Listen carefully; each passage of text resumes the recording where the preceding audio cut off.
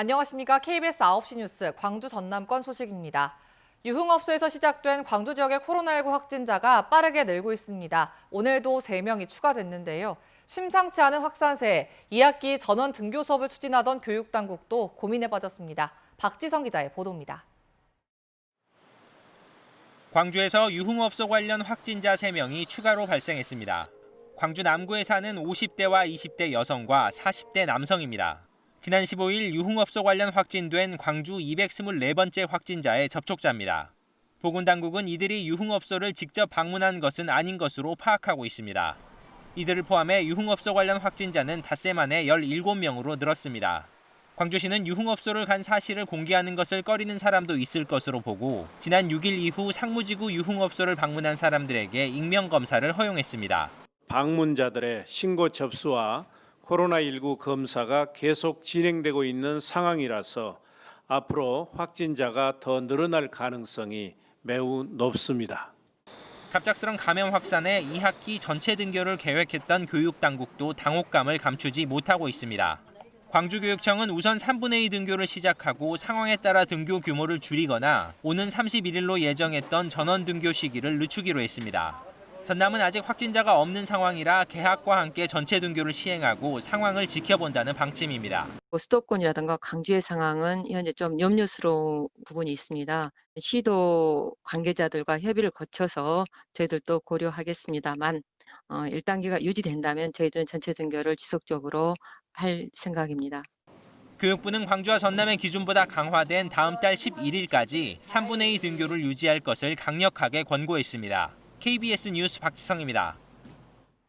광주혁신추진위원회가 위드 코로나 행정체계로의 전환을 광주시에 제안했습니다.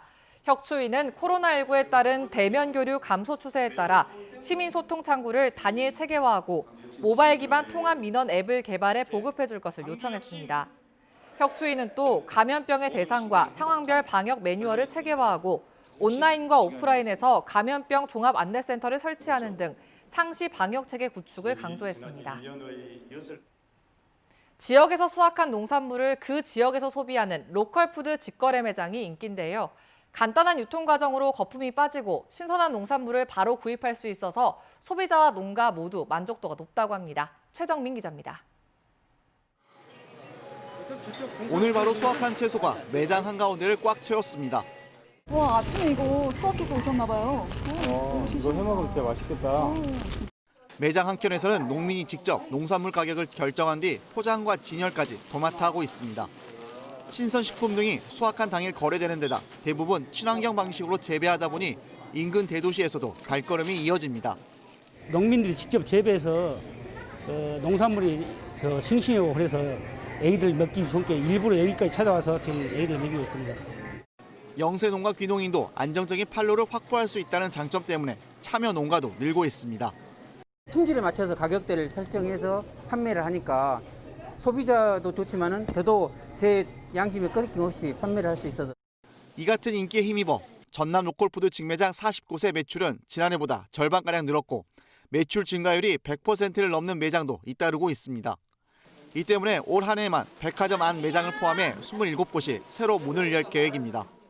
도시 고객이 농촌에 와서 잠시 머물면서 체험도 하고 농산물도 구매할 수 있는 복합 매장으로 추진할 계획도 있습니다. 소비자와 생산자가 상생하고 지역 경제 활성화에도 보탬이 되는 로컬푸드 직매장이 새로운 농산물 유통 방식으로 자리매김하고 있습니다. KBS 뉴스 최정민입니다. 환경부가 최근 집중호우와 관련해 댐 운영과 관리에 문제점이 있었는지 여부에 대해 종합조사에 들어갑니다.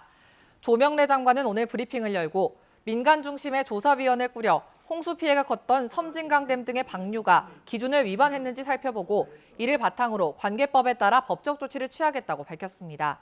조 장관은 또 하류에 어떤 침수 피해가 나타났는지를 분석해 기후 변화에 대처할 수 있도록 댐과 하천 시설을 보강하겠다고 덧붙였습니다.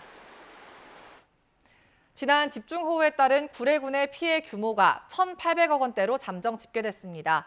구례군이 오늘 오전 9시 기준 집계한 자료를 보면 사유시설 1,100억 원, 공공시설 640억 원 등 모두 1,800억 원의 재산 피해가 발생했다고 밝혔습니다. 또 아직까지 집으로 복귀하지 못한 이재민은 모두 432명으로 나타났고 농경지 700헥타르, 가축 15,000여 마리도 피해를 입었습니다.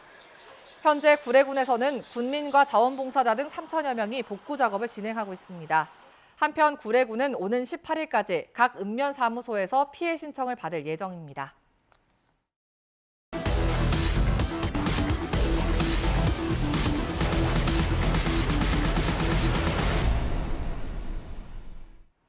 고 김대중 전 대통령 서거 11주기를 맞아 김 전 대통령의 유산을 되돌아보는 민주인권평화포럼과 전시회가 오늘 김대중 컨벤션 센터에서 열렸습니다. 오늘 전시회에서는 대한민국 민주화운동을 5.18 민주화운동 등 9개 주제로 구성한 민주장정 120년이 선보였고 정의란 무엇인가의 저자인 마이클 샌델 하버드대 교수와의 대감 강의가 온라인으로 진행됐습니다. 이번 전시회는 오는 11월 8일까지 김대중 컨벤션 센터에서 계속됩니다. 폭염이 계속되면서 살모넬라 식중독에 대한 주의가 요구되고 있습니다. 여수시는 최근 5년 동안 살모넬라 식중독 환자의 75%가 8월과 9월에 발생했다며 칼과 도마 등 조리도구의 철저한 소독과 달걀은 반드시 냉장 보관된 것을 구입해야 한다고 강조했습니다. 살모넬라 식중독을 일으키는 원인 식품으로는 주로 오염된 달걀과 이를 이용한 가공식품인 것으로 나타났습니다. 전라남도가 아프리카 돼지열병 바이러스에 대한 예방 활동을 강화합니다.